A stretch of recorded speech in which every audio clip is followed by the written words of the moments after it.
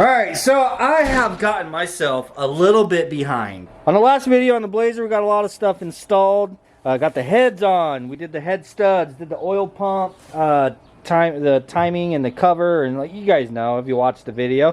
Got a large portion of our assembly done. And if I'm being honest, I kind of got a little discouraged and felt like I kind of needed to redo everything that I've already done. And it's just because I'm paying attention to the comments, bro. So I did some research and I talked to a few people that I know that builds engines and shit, you know? And while shimming my damn oil pump would have been, it's good practice, it's a good thing to do, I'm fine, bro. I am 100% fine, you know?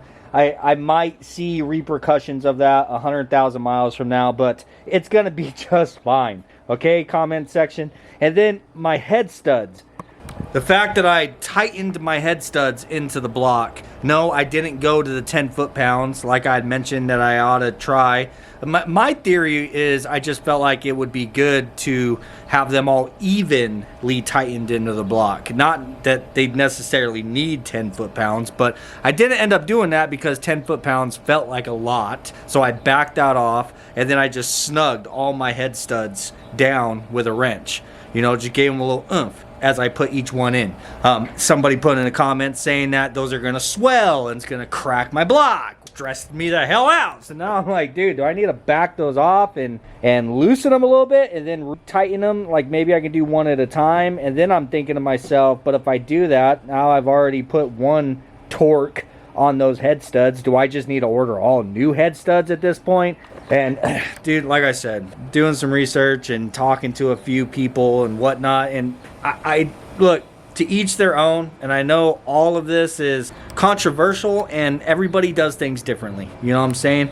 But long story short, I am going to be just fine. The engine's gonna be just fine. Like, I appreciate all you guys' comments, but good lord, going through the comments on that video had me feeling like I needed to tear the whole thing apart and start all over. And I'm just like, good lord. Well, that, and through my research while assembling this, because let's be honest, dude, I don't build a lot of engines, so I have to do a lot of research sometimes and try to determine how to do some things. And that's the reason why when doing so, most of the time I try to make you guys understand that I don't know everything, you know, like I'm trying to just show you what it is that I'm doing and how it is I'm going about it. But I try to be clear with you guys whenever I don't know how to do something and I need to look it up to find out how. And then I just relay the information that I learned to you a lot of times. So anyhow, through my research, I saw that double timing chain setup.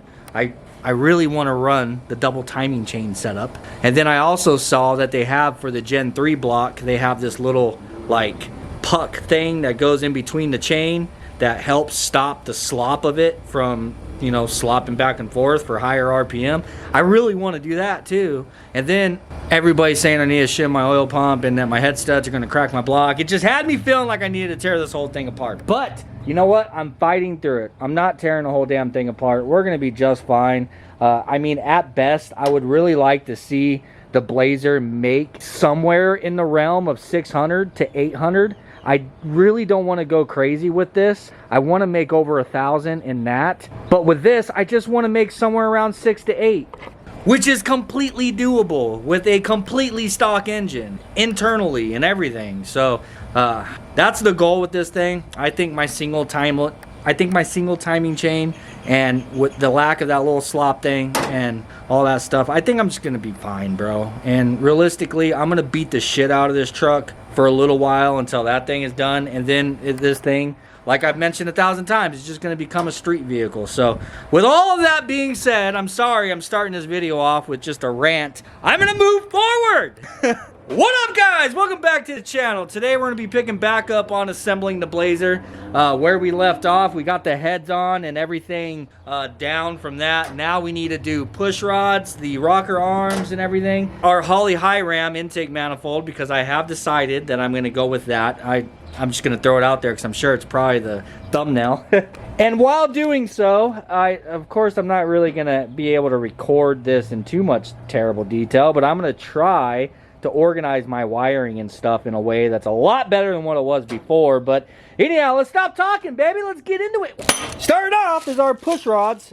These are the ones that came with my cam kit. So gonna go ahead and pop these guys open. I need to, I don't know if you're supposed to saturate these with oil before you install them or not. I need to look that up really quick.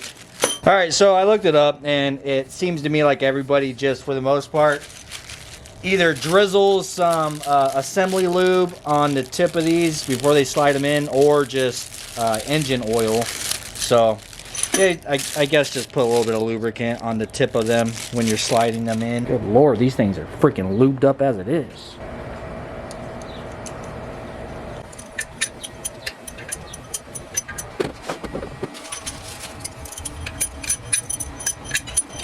All right, now we got our lifters. These things have been soaking in oil for the past 2 or 3 days. We're gonna slap these on. Also need these guys. All right, I'm gonna go ahead and set the retaining tray in here. We're gonna put all of the rocker arms on, but I'm just gonna tighten them hand tight with our supplied hardware. This hardware came in my Comp Cam's Trunion upgrade kit, so we will have all new bolts holding our rocker arms on.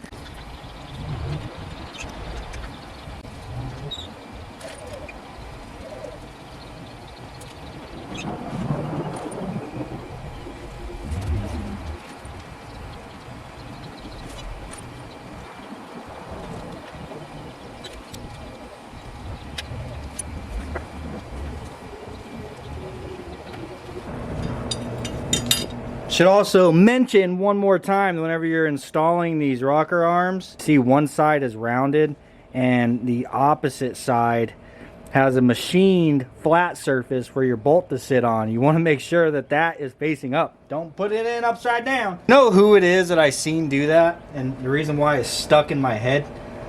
I'm sure a lot of you guys probably watch him, but any of you guys remember Taylor Ray? The LS that he put inside of his little Miata? He's the one that did that, and I saw it in a video freaking years ago, and it just stuck in my brain. Okay, make sure not to put those upside down. Here I am, freaking however long later, it's been years, remembering that, and it's been on my mind, like, make sure not to put them upside down.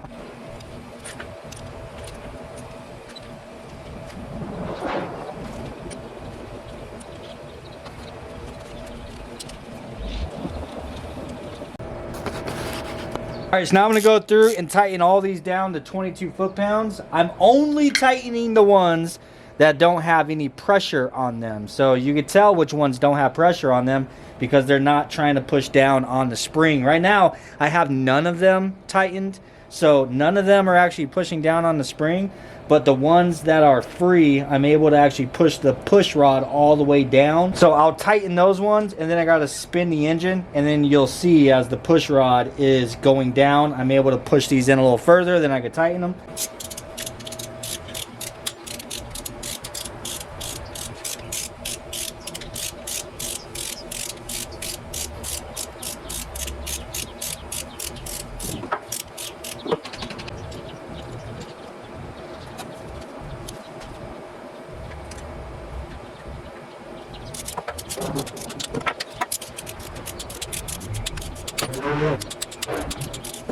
Installation complete, my friend. Okay, now before we move on and get the bearing where these guys need to go, I need to get these cleaned up. And also the O-ring, well, is missing on one, and the other one, the O-ring is so dry and brittle, it literally crumbled out.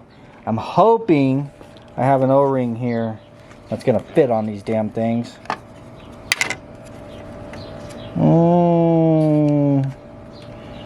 Hopefully.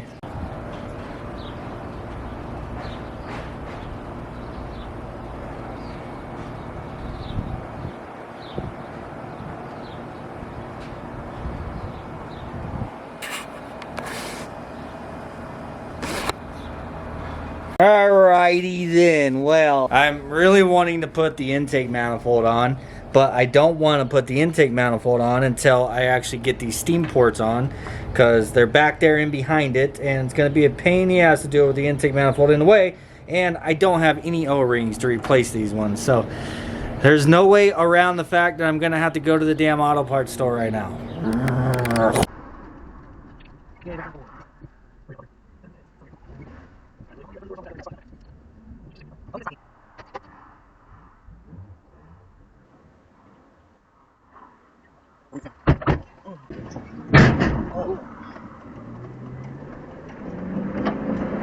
My hitch, baby.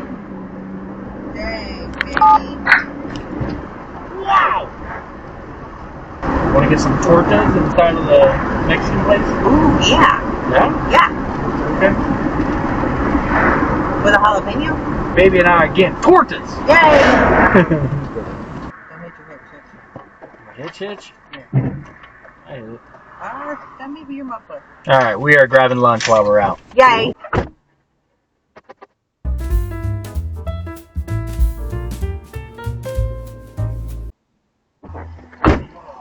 That was very eventful.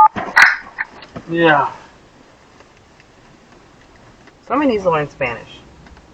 Yeah, one of us need to learn Spanish for sure. Oh my god. Are you really gonna pull out and fuck in front of me right now, dude? Jesus fucking Christ. There it is, 4 carne asada tacos and 4 carnitas tacos. We're gonna split it 2 and 2. Anyhow, we're gonna go ahead and eat lunch really quick, and then we'll get back to the S10, or yeah, to the Blazer. Where the hell did my gaskets go? So I got these things, which are a little bit different than the actual O-ring that was in there, but it came with O-rings also. So I don't know which ones I should use, but we're gonna figure it out after food. All right, lunch was amazing. I have to say that the carne asada meat that they had in those tacos had a really strong, like, smoked flavor to it, which was god dang delicious, dude. I definitely need to go back there more often. The carnitas was okay. It wasn't nearly as good as the carne asada. Anyhow, let's go ahead and try these out. I've never seen them actually like that before, but it also came with O-rings, so I hope we can make something in here work. All right, I'm getting all the little buildup out of the inside of there. I had these things soaking in some acetone to kind of clean them up, but they're still ugly as shit. Really, I need to go and grab a wire brush. Yeah, I'm gonna grab a wire brush. I have stuff literally everywhere right now, so after I get these pieces on, I'm gonna do a really quick reset, get some things put away and organized. The smallest little thing can take so damn long, bro. This is taking a majority of my morning just trying to get these freaking things on the truck. Alright, so I don't know if I should be using this piece or not. Have any of you guys ever used this? Because, I mean, it comes with 4 O-rings that fit in there, the same as what was already in there. And then it also comes with 4 of these. This, I will say, I don't think will work without this O-ring inside of here, because this thing is machined for the O-ring to sit down inside of it. If I was to put this on there without that O-ring there, this doesn't even touch the inside of that machine portion. I'd almost think that in order to use this piece, I would have to use that O-ring in there with this and stack it like that. But I don't know if that's doing it the correct way or not. Maybe this kit is for this style and for a different style that is not this. That's what I'm assuming. And then you either use the O-rings that are in there or you use these, maybe. I'm not sure, dude. Put it in the comments down below if any of you guys are familiar with it. But I think what I'm going to do for now is just go ahead and put these on there like this and cross my fingers, and hopefully we don't have a leak in the future. All right, got those things installed, man. Good Lord. Can we move on now, please? Thank you. Thank you very much. But before we do, like I said, I got to do a really quick reset on all this because it's starting to get a little crazy. All right, got things cleaned up and a little organized, and I have our Holley high ram out here now. So this thing does not use the factory intake manifold gaskets, which is news to me. I thought that I was still reusing these. Nope, we're not doing that. We are actually going to be installing the O-rings right now. So There it is. That is our new intake manifold gaskets. Alright, I gotta press all these in. Oh, and they stay in there pretty damn good too. That's what I was worried about, was them falling out. But no, those go in there nice and tight, boy. These things actually go in there so tight, I think I'm gonna dip them in oil. Well, I'm gonna dip a little section of it and then just kind of spread it.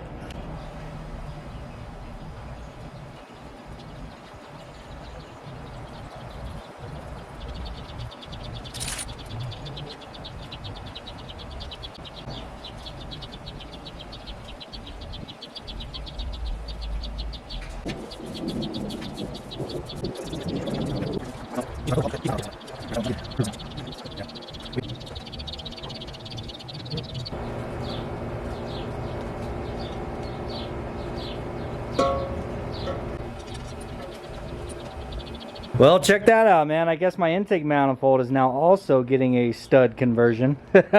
So I need to get this thing on here just temporarily, honestly, because I want to start routing my wiring and everything and try to organize it and make it make more sense, you know, because everything, like I've mentioned a few times, everything was just running on top of my intake manifold, all on this side of the engine. So I had my feed and return for the fuel, all of the wiring harness that feeds down to this side and goes to the alternator, goes to the throttle body, like all of that stuff was right here. And I want to try to limit that, you know. I'd really like to get it to a point to where if I ever need to pull my intake manifold off, I literally just unplug my injector clip, unplug the throttle body plugs, you know, and I'm able to lift my intake manifold off. Is ideal. But I will say, having these studs on here, they supplied this hardware.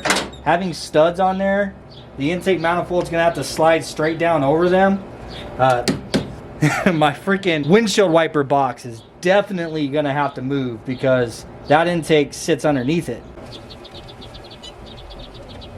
Yeah, see, with just the two front studs on, I can't even get it on there. So, windshield wiper box. Buddy, as hard as I try to save you, we even cleaned that thing up and like made it look new. It's gonna have to go. It's gonna have to frickin' get out of here. Well, go ahead and cover this all back up really quick.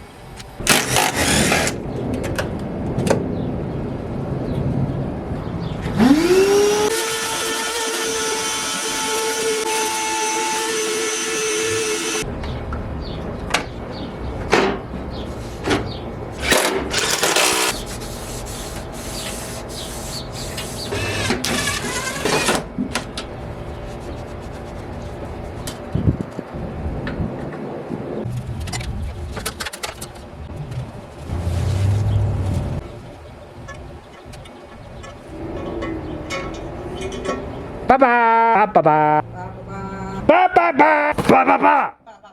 All right, now it fits. I would say now I don't have windshield wipers, but I didn't have windshield wipers before either, so what does it really matter, right? Honestly, the firewall looks a lot better now. You know, sometimes it takes me a moment to realize, hey, I forgot. I actually painted all that. Dude, do you guys remember what this engine bay looked like whenever I got the Blazer? Good Lord, I'm probably not going to go through all the work to find a clip of it, but if you know, you know. But anyhow, now moving forward, we have the base to the high ram sitting there.